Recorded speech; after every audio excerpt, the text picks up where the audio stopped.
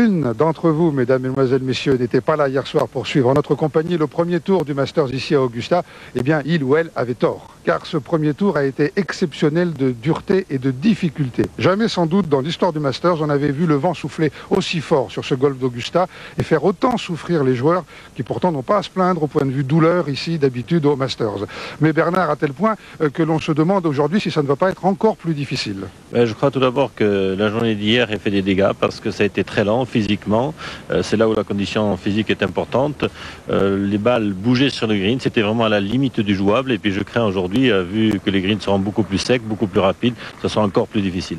Alors hier soir justement on parlait un petit peu avec Fred Couples qui nous disait que sur une échelle de 1 à 10 il aurait classé la difficulté d'Augusta hier au moins à 9 et encore disait-il pas à 10 parce que la pluie de la veille avait un tout petit peu assoupli les greens. Maintenant les greens sont à nouveau redevenus très durs et comme vous le voyez le vent souffle à nouveau aussi fort. Ça va donc être un deuxième tour exceptionnel qu'on va suivre avec comme leader Fred Couples chassé par une meute de grands champions parmi lesquels le tenant du titre Tiger Woods qui a fait une défense de son titre pour le premier tour exceptionnel hier de sérénité, de sérieux. Il est beaucoup plus professionnel que l'an dernier. Il est peut-être encore plus dangereux que l'an dernier. En tout cas, c'est ce qu'on va suivre maintenant pour le deuxième tour, y compris pour voir ceux qui risquent de ne pas passer le cut. Et il y en a certains parmi les plus grands du monde qui vont peut-être sortir du tournoi ce soir. Allons-y tout de suite sur le parcours. Numéro 13, Scott Hoch. On est dans l'avant-dernière partie, mais on est avec le leader actuel du Masters.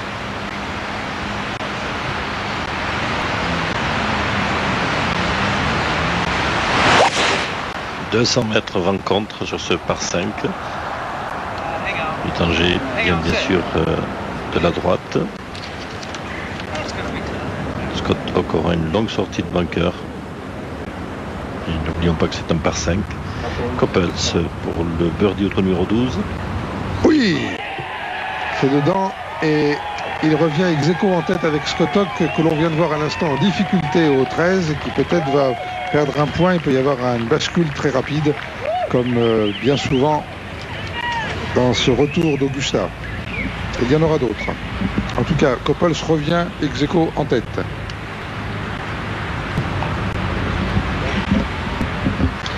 Ça c'est tout à fait Couples. Il rate 2 potes à 1 mètre et à 7 mètres du trou. Il rentre.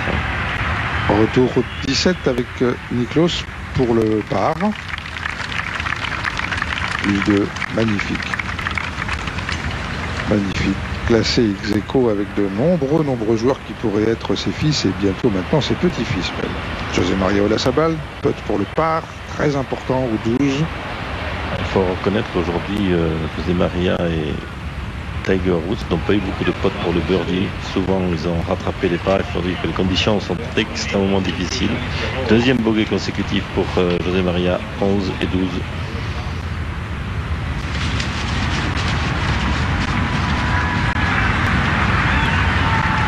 L'amateur Treibel, prononciation locale.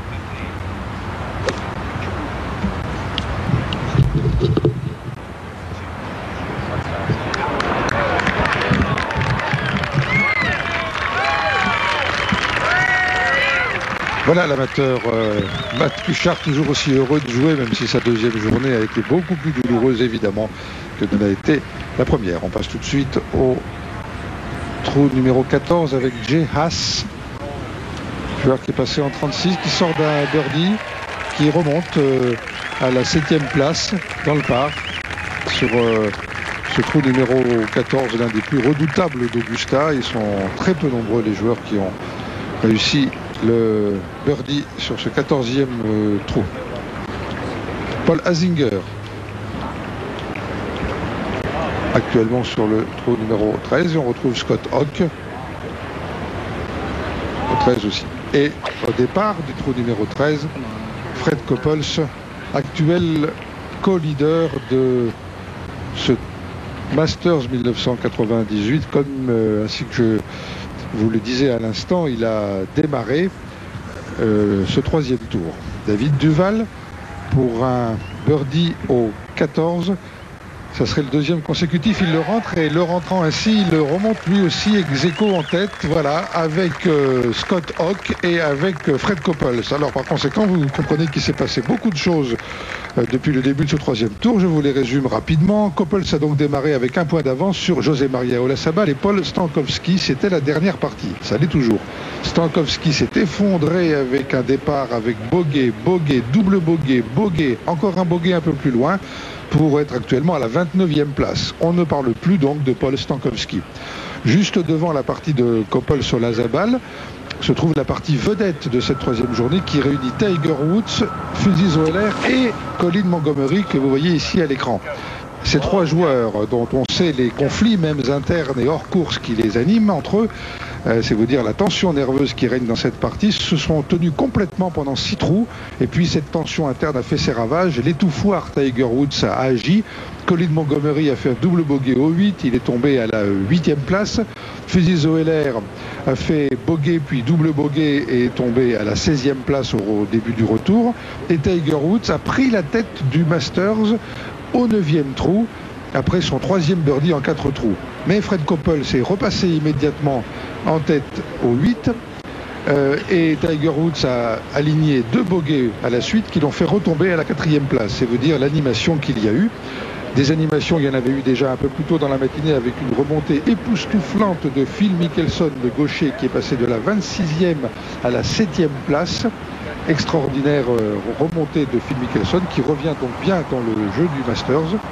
Au chapitre des exploits aussi, les scores de Gary Player avec un 72 qui passe le cut alors qu'il n'a pas loin de 60 ans maintenant. Extraordinaire Gary Player. Jack Nicklaus aussi qui est dans les 13e, 14e.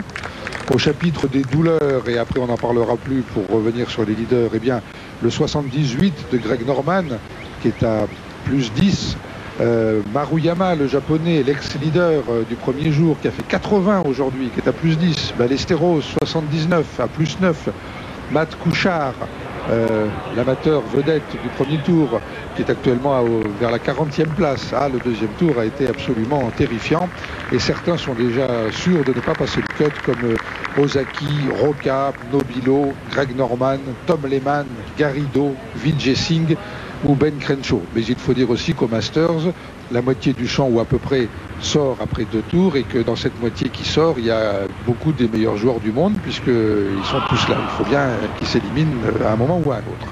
Voilà donc pour ce résumé rapide, ce survol de ce qui s'est passé pendant la première partie de ce troisième tour, et on revient maintenant sur l'actualité. En passant un dernier coup d'œil sur les 5 amateurs, dont 2, Joel Kribel et Matt Kuchar, le héros d'hier qui joue avec Tiger Woods, vous vous souvenez si vous étiez avec nous, vont passer certainement le cut. Ils risquent en tout cas de le passer, car il est fixé autour de plus 6, plus 7. Matt Kuchar a encore 3 trous à jouer, et pas les plus simples, pour essayer cet exploit qui consiste pour un amateur à faire le cut du Masters. Les autres, tout à fait devant, tout à fait en tête, sont beaucoup plus à l'aise, bien entendu, avec une position de 3 en dessous du par, qui est la meilleure position actuelle de ceux qui jouent le Masters, et elle est occupée par David Duval, dont on ne soulignera jamais assez qu'il a été en 97 l'un des meilleurs joueurs du monde. Il a fait une extraordinaire saison et manifestement il est toujours en forme en ce printemps 98. Scott Hoch, qui a déjà failli gagner le Masters, qu'il l'a perdu qu'en play-off. Donc tout explique qu'il soit logiquement encore, et le voici Scott Hoch en position d'animer un Masters. Il en a le talent et il aime ce parcours. Et Fred Couples, qui a gagné déjà le Masters et qui lui aussi, on le sait, adore ce parcours. Pour peu qu'il soit un peu en forme, il peut le maîtriser complètement. À la 4e place ex aequo, Phil Mickelson, qui a fini avec un passage en 32 au 9, premier trou. Je vais vous parler de cette remontée. Et Tiger Woods ainsi que Paul Azinger, ex aequo à la 4e place. Voilà donc ce que nous allons maintenant pouvoir suivre jusqu'au terme de ce deuxième tour.